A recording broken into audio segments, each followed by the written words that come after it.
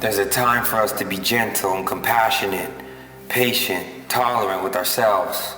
And then there's a time for us to hold ourselves accountable and be real and be honest and practice some tough love and really ask yourself, like, are you doing everything that you know you need to do in order to address your presenting problems? You can't just talk about it, you gotta be about it. And if nothing changes, then nothing changes. You can't keep going to people talking about, I don't want to feel depressed and anxious and bogged down with addiction and trauma and sadness and suicidal ideation and toxic relationships.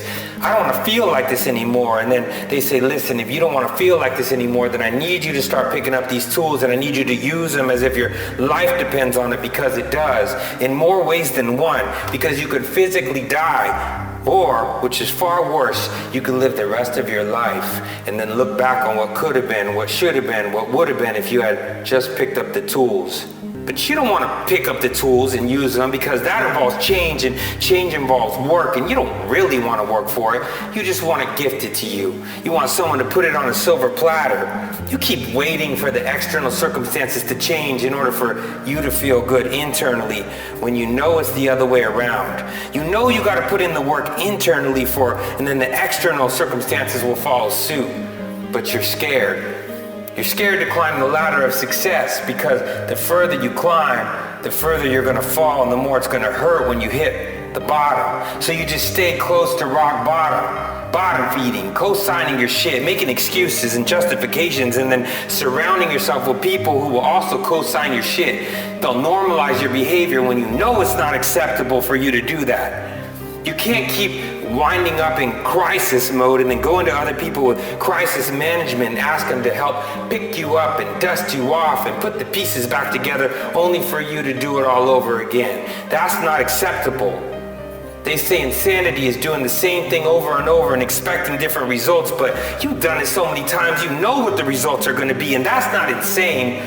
That's just pure stubborn. Now you're just being thick-headed and hard-headed. You're in your own way. If you want something different, then you gotta do something different. And if you want what they got, then you gotta do what they do, and that means you gotta start following through. I'm all about preventative. You can't say I don't like the way I feel, but then you keep doing things that you know you shouldn't do, which is causing you to feel guilt and shame and resentment towards yourself.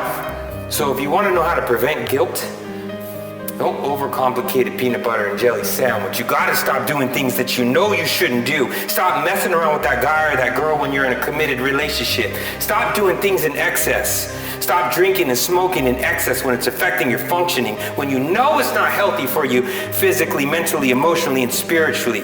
Stop staying up late on your phone, scrolling, looking for inspiration when it's really just another shot of dopamine, distracting you from doing what you know you're supposed to do. You have to refrain from doing things that you know you shouldn't do, so that you don't feel guilty about it later. And then you have to start doing things that you know you should do. You can't talk about it like how I feel, but then you don't want to read on it. You don't want to write on it. You don't want to pray on it. You don't want to meditate on it. You don't want to practice affirmations and visualization and be vulnerable and unpack some of those things. You just want to push it back down inside and self-medicate. And you have to be real, and you have to be honest with yourself about how's that working out for you. I mean this with no disrespect, so don't take this offensively, because I'm really not talking to you.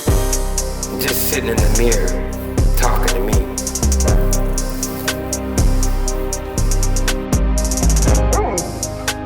Kimber approves this message.